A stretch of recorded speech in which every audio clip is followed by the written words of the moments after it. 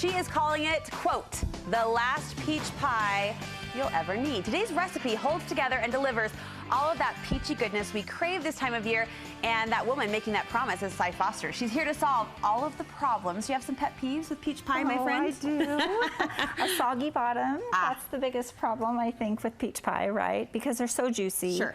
And everyone wants to use a fresh, sweet peach, and really that creates a problem in the bottom of the peach pie, because when you just bite into a peach, what happens? Like the juice just runs down your face. And we embrace it wholly. Right. So what I did was found the solution for the soggy bottom peach pie. Teach us. So, so there are a few things that are really essential. And the first one is to get the juice out of the peach. So you're going to take all of the extra juice out of the peach and then create a thickener. How are we going to do that? Because it seems the juice just keeps flowing. I know. So we cut the peaches up, we put them in a bowl, and we do what's called macerating the peaches. And we put the sugar on them, and then just let them sit for at least 30 minutes. And what that's going to do is draw all the extra juice out of the peach, and then we're going to take that extra juice and just put it in a pan.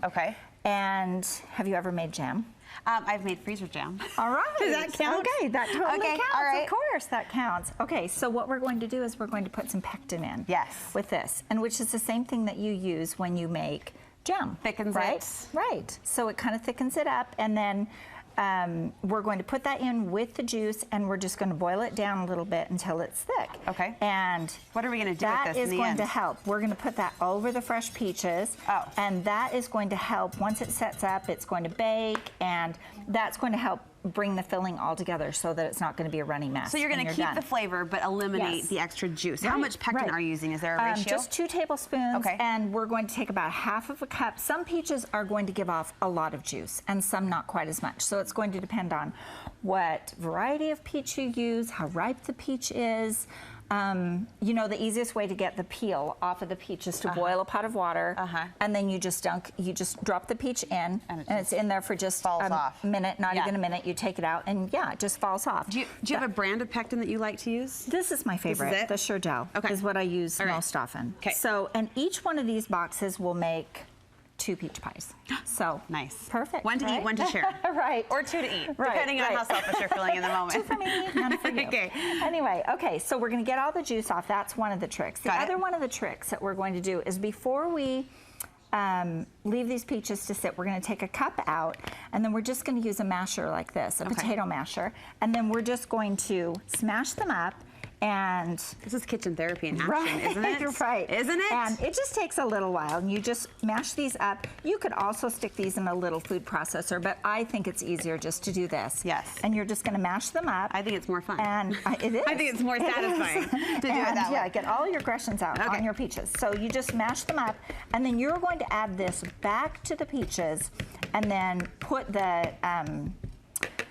thickener over the top. So we're just going to dump this in with the peaches. So we drizzle this over before it's even in the actual pie crust. Right. So we've got this in, and so now that's going to also help. I have a blueberry muffin recipe that I do that with, where I mash some of the fresh blueberries, and it just helps to. I'm sorry, a blueberry pie. And it just helps to kind of bring the filling together again. You've got kind of smaller pieces of the fruit and larger pieces. Yes. So I really like that. So you just put them in, and then we're just going to pour this. I don't know if this is too hot to handle, but this is thickened, and we're just going to pour this over the top. And you want to pour it over hot, warm? Right. It can be warm. And just pour it over the top. I get technical with Cy because I want it to taste exactly like Cy's pie. You want oh my gosh, that rhymes. Cy's pie. I'm sure you've thought of that before. Yes. You want all of the exact instructions, right? And so so now we've got some fresh lemon juice, and that's going to help the peaches from turning brown.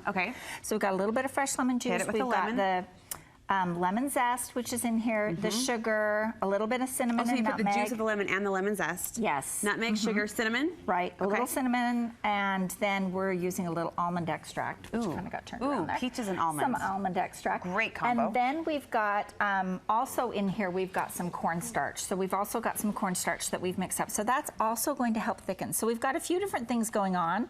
We're taking the extra juice out. We're adding the pectin, the cornstarch, and mashing the fruit, and that's all going to help you with perfect filling. That's our right? problem-free peach pie, It as is. promised. Give us some crust tips Okay. really quickly. Oh, the crust tips. So I really think that whenever I make a pie, I try to make the crust first. Okay. And the reason why is I don't want my filling all ready, and then it's got to sit here, and then I'm trying to hurry and do the crust, because you want that filling in the pie and in the oven as quickly as possible. Oh, yeah? Because if it sits longer, it's going to have even more of a chance to draw the juices out. Yes, okay. So do the crust first. Okay. Roll this out, get it in your pie shell, and then put the filling in. Filling goes in. So How did you super top it simple. off? So this one we topped It's off so pretty. with a lettuce, and Oh. I think the thicker lettuce is easier and prettier in the end. So I usually put 3 fingers down. Okay. I just use a pizza cutter, Uh-huh. and then I just cut my strips. Okay. So you want about 8 strips. But thicker, So, and then just yes. lace them through and Yep. bake for?